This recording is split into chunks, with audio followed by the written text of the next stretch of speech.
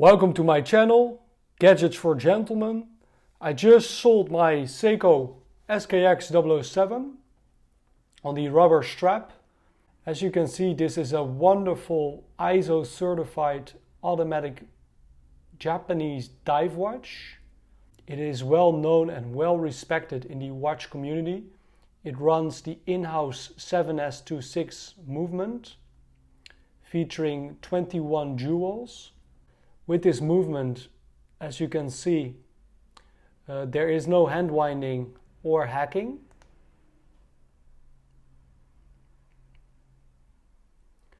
The only option that you have is the quick set for the date. And this particular version, it comes with both an English day of the week as well as Arabic. Let me demonstrate. So when I rotate the crown upwards, we can change the date quickly, which is very useful. And when I rotate the crown downwards, we can go to the Arabic date wheel, English, so forth and so on. As you can see, Sunday is written in red font on this white date wheel, which looks fantastic. As you can see, the watch features a screw down crown with some very nice protruding crown guards protecting the big crown. As you can see, sometimes it's quite difficult to screw the crown back in to find the thread, but when it's in like so, it works excellent. The watch, it features a unidirectional rotating bezel.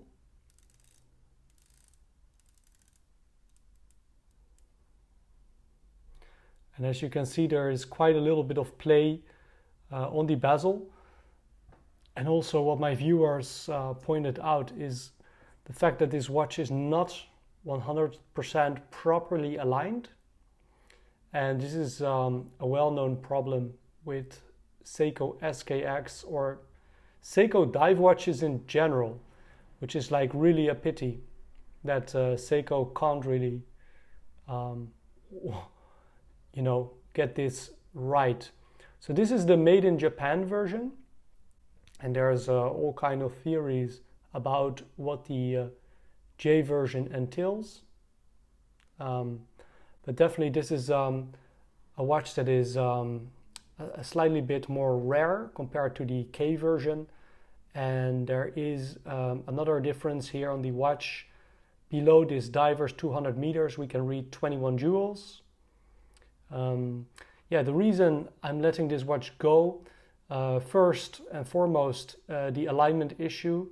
It drives me nuts. I'm very OCD, and the fact that the outer track and the 6 o'clock marker, they don't line up, as you can see here. It drives me crazy, and I don't want to open the case, take out the crystal, and correct the outer ring, because that might interfere with the 200 meter water resist on this watch. So I definitely don't advocate opening this case. I know a lot of people, they do, and there's a very nice tutorial by Long Island Watches on how to do so, but yeah, I don't want to mess with that 200 meters water resist. Yeah, the second thing that I noticed with this watch is the bezel. It's not like very smooth. The bezel action, like feels like it's very sturdy at some points. I don't know why. Let me just demonstrate to you the 013 that I have laying around here. This bezel is just so much easier.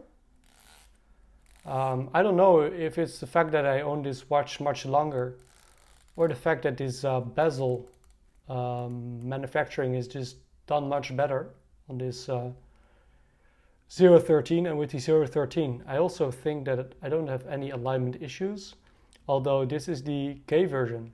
So in theory the J version should be of higher quality, but in terms of quality control on this watch, yeah, I'm not too sure about this bezel action. I would prefer if the bezel action was a bit more easier. It takes me a lot of effort, like I'm really quite forcing a lot of pressure here down on this bezel. So that's the second gripe that I have with this watch. Again, as you can see, this is the J version. It comes with this little bit of paper wrapped around it. The reference is the SKX007J, the in-house caliber 7S26, which, you know, I think is a great movement, although I don't like the fact that there is no hacking or hand wind. So the watch comes on this rubber strap. It's not very comfortable, but it is very sturdy and it allows you to go diving with it.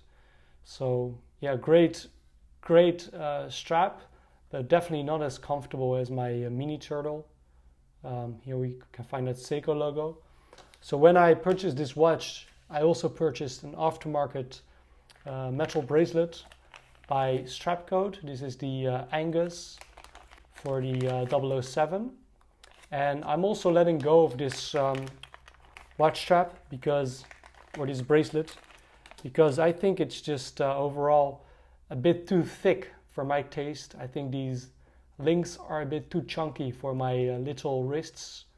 I really like this clasp with lots of micro adjust, very sturdy design, not a lot of play, it works quite well, and yeah, very nice premium bracelet. Too bad Seiko doesn't make bracelets like these themselves, but this is the Strapcode or MiLTAT Angus-J Louis, and yeah, I think it works like fantastic with this 007, but for my wrists I think it's just a bit too thick, so therefore I'm letting this one go as well. So the third reason I'm letting this watch go has to do with the looks. I think this watch, it looks fantastic. I really love the black bezel and the black dial. Although I must say, with my current watch collection, let me show it to you quickly. So this is my current watch collection. This is my first box. I have 2 watch boxes. And what I like to show you here is the looks of these watches that you can see here. And I think I own quite a few black dial watches, and therefore I think the 007 does not like really add something to my collection in terms of looks. So this is the first box, and here we have the second box, again with a black dial, black, and then again the first box we have the this Seiko with a black dial, the Glycine Combat Sub, the Citizen NY 0040. Yeah, so what I'm progressing towards is kind of like reducing the size of my watch collection, and I think this 007 looks fantastic, but I prefer, for example, this dive watch by Seiko, as well as the Glycine Combat Sub,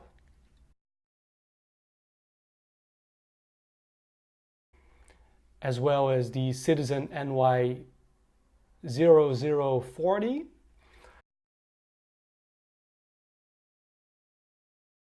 Yeah, so that's my plan for now. I'm just going to reduce my watch collection a little bit.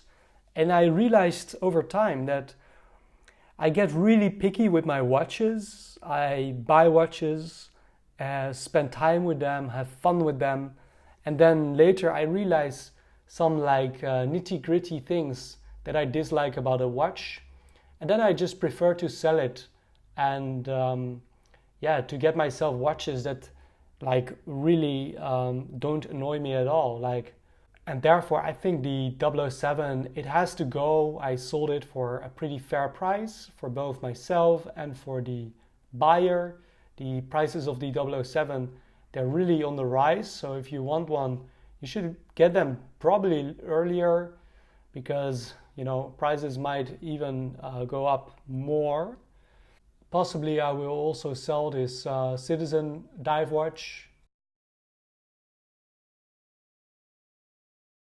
but I'm definitely going to keep the black dial version of the Citizen. I'm still like super happy with the mini turtle that I have here with the blue dial, blue bezel, very nice rubber strap.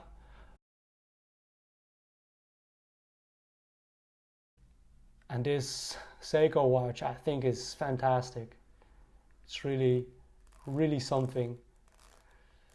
So that's like for me the new standard in terms of dive watches. So that was my video. I hope you enjoyed it. If you have any questions, then feel free to message me.